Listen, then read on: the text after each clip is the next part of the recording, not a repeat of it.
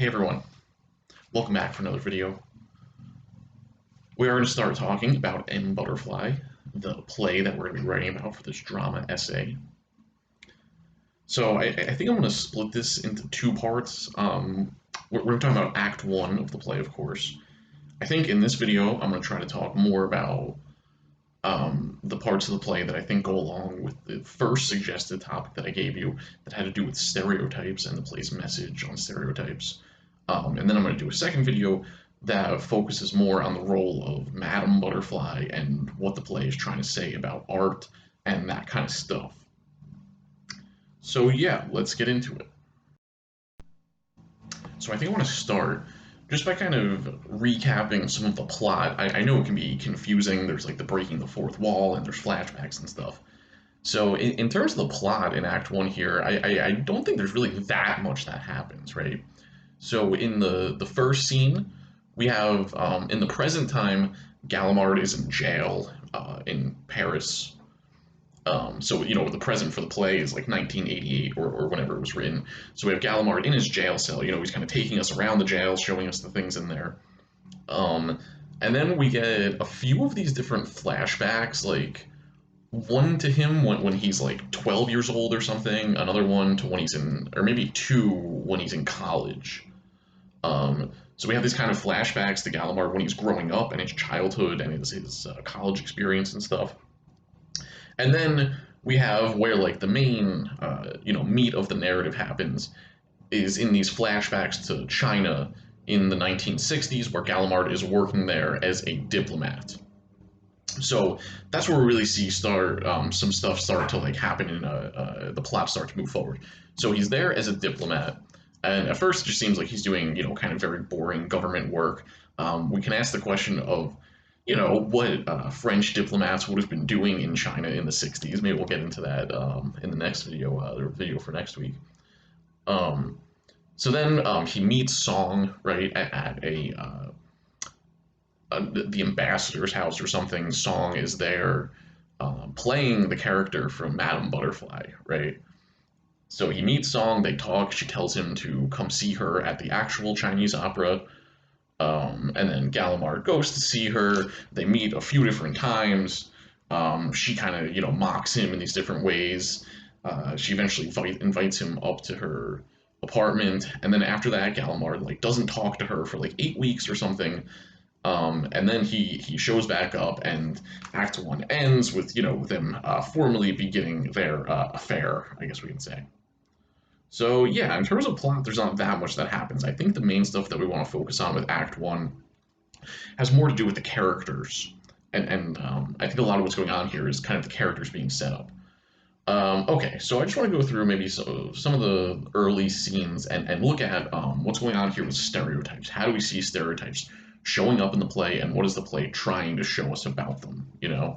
And when we're thinking about this in terms of the essay that we're going to have to write and the thesis that we're going to have to come up with, you know, I don't think this is spoiling anything, but the play is going to show us, you know, that stereotypes are bad, right, and harmful. But for our essays, we want to be as specific with that stuff as we can. So stereotypes are bad. Okay, well, how are they bad? Why are they bad?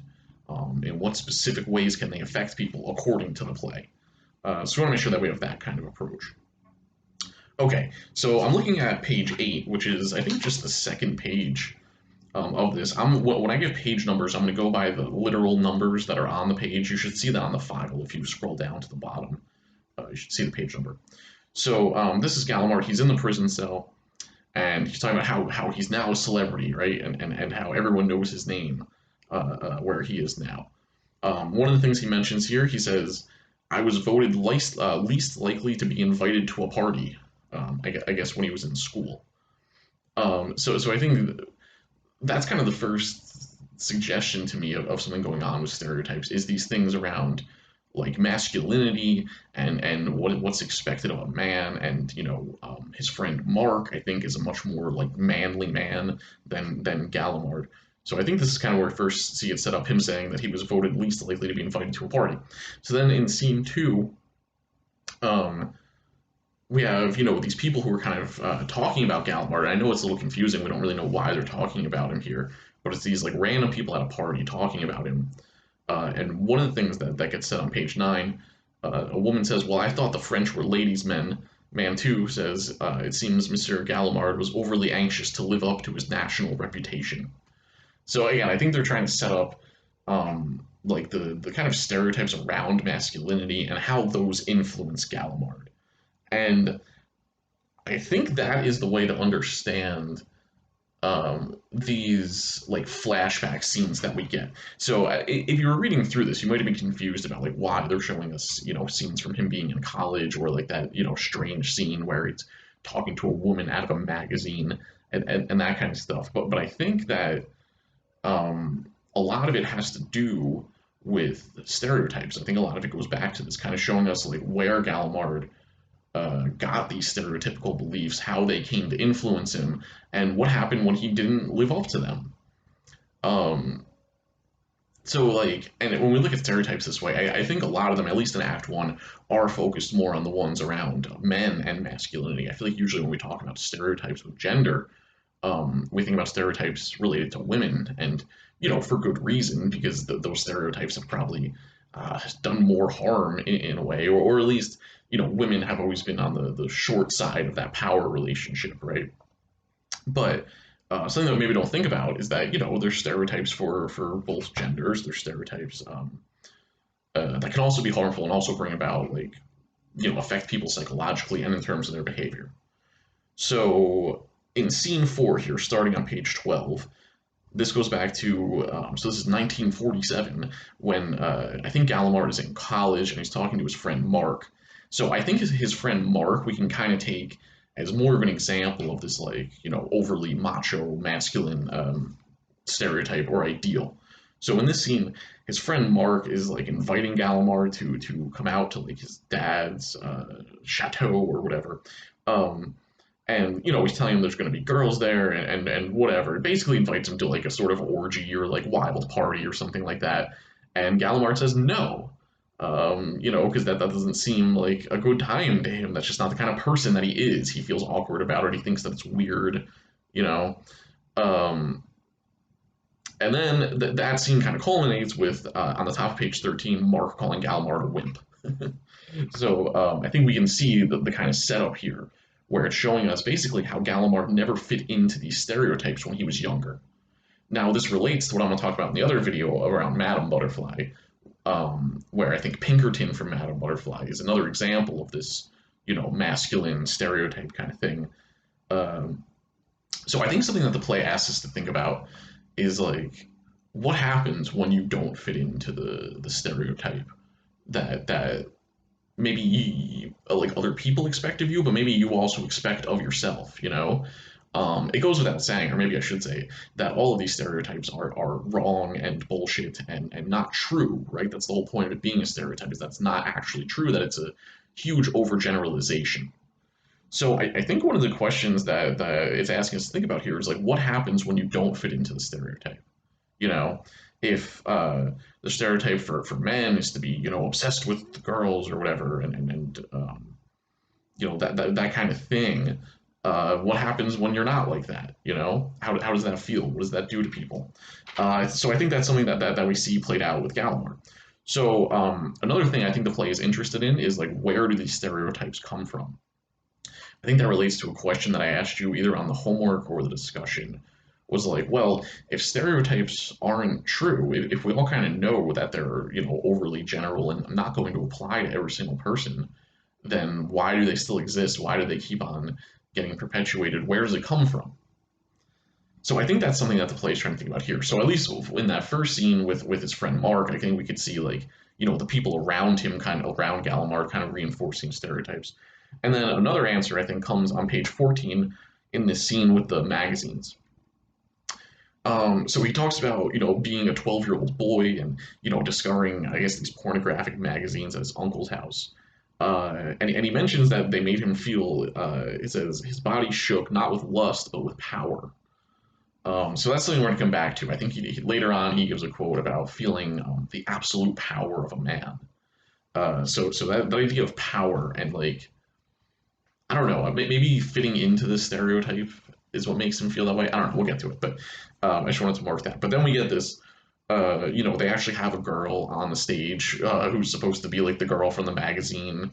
And Gallimard's like kind of strange like interaction with her. It's a pretty weird scene, but I think the main thing we're supposed to get from this is like another place that is like reinforcing this kind of masculine stereotypes is like these magazines that he sees here. And then the last one of these flashbacks is where they describe a situation where like apparently Mark like engineered a situation for Gallimard to have sex with this girl. Um, and from Gallimard's descriptions, that seems like a pretty bad experience for him. But I think the reason that we get all these flashbacks, as like kind of weird as they might be, is to show us that Gallimard did not fit into the stereotype that he never did growing up. That he was not the manly man. He was not Pinkerton from Madame Butterfly. He's not his friend Mark. That he's kind of a weird, sensitive, maybe more intellectual type of guy or something like that. So I think that's kind of the initial setup with these flashbacks. It's just showing us that Gallimard is not this person who fits into these stereotypes around masculinity, right?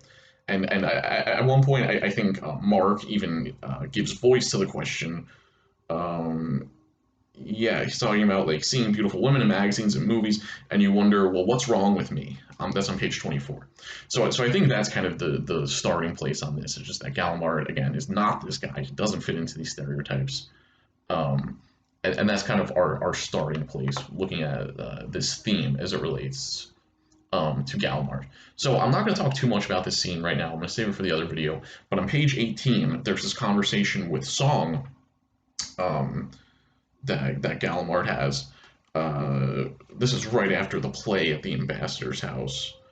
Um, and you have Song like telling him that he's an imperialist and that he's wrong for liking the play, and she explains to him why she hates Madame Butterfly and all this stuff. So I want to talk more about the Madame Butterfly part of it in the other video, but all I want to say for now is that if the stereotype for Song is supposed to be similar to Butterfly in the play, if the stereotype for Song is supposed to be that she's like submissive or weak or passive or just like waiting to take care of the man or something like that.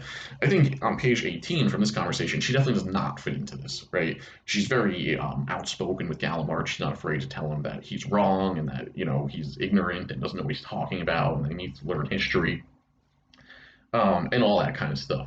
So I think we can see that from our starting place here with Song also that she does not fit into these stereotypes that have been associated with femininity or also with like the East generally. So neither of them are really fitting into these stereotypes as we start out the play, right? But I think we see this kind of change as we get to the end of Act One, and I think part of the way that we can chart the kind of development over Act One is yeah the starting place where Gallimard and Song, where neither of them really fit into the stereotypes, the general categories that they're supposed to be fitting into, right? So that's maybe one thing we can say about the play is that showing us, here's people who don't fit into the stereotypes, right? But then as we move on, as we move towards the end of Act One, for instance, on page 27. Okay, so this is when they are in Song's apartment, and Song is like hesitant or something, and she says that it's scandalous for her to even have invited him into her apartment, and she seems like very nervous and stuff. And one of the lines here just really sticks out to me as, yeah, maybe showing Song more fitting into the usual stereotypes. But this line also stuck out to me just as sounding like, I don't know, like, is this something Song would really say, like, after the way she was introduced to us as being, like, tough and aggressive? And now she says here, she says on page 27, hard as I try to be modern, to speak like a man, to hold up a Western woman's strong face to my own, in the end I fail. A small, frightened heart beats too quickly and gives me away. So these are, that line, a small, frightened heart beats too quickly and gives me away, that just sounds like, so dramatic, like, and maybe like overly sentimental. I don't know. I always just kind of mark that line as like, really? Is that really what Song said? Um, so like, if you look through a lot of Song's dialogue in this scene, uh, like, she says before that on the same page, even my own heart strapped inside this Western dress, even it says things I don't care to hear. So in this scene, I think Song is really playing up the kind of like, I don't know, like damsel in distress kind of thing. She starts saying like, oh, I try to act tough, but really I am, weak and passive and need to be protected by. Big and strong. So it seems like Song is almost a little too intentionally kind of fitting into these stereotypes. But then by this page, by the end of scene 10, it seems like Song fits into the stereotype a lot more than we would have thought at the beginning. And then after this, Gallimard kind of also starts fitting in more to this like manly stereotype. So I'm thinking of the part uh, when Gallimard when he stops answering her letters. So after right, so it's the next scene. So after that exchange where Song is saying that kind of cheesy sentimental stuff, and then Gallimard gets to act like the tough guy. Then in the next scene is when he like stops talking to her completely, and she starts writing him letters and he's not answering them, and he's doing it on purpose. And he says, he talks about how in Madame Butterfly, basically the cruelty that Pinkerton treats Butterfly with in the opera is kind of what he's trying to do here. He's just being intentionally cruel, right? And there's a line here on page 28. He says, I stopped going to the opera. I didn't phone or write her. I knew this little flower was waiting for me to call, and as I wickedly refused to do so, I felt for the first time that rush of power, the absolute power of a man. So yeah, I guess like basically hurting her, I don't know, is making him feel even more powerful. And I guess it's because she's now playing like the damsel in distress or whatever, and he gets to play the tough guy who can either treat her like shit and make her cry, or can come in and save the day. Um, so in this, it goes on in this scene when he's talking to Mark, and Mark's like congratulating him, right? Uh, and then his boss in the next scene, he actually ends up getting a promotion, and his boss is like, "Wow, you've become so confident and aggressive lately. I don't know what's gotten into you. But we're going to give you a promotion. You're going to be the vice consul because of how your new attitude and how great you've been lately." Uh, and yeah, all of this just goes to confirm to Gallimard that like how much of a good thing it is that he's now fitting into the stereotype.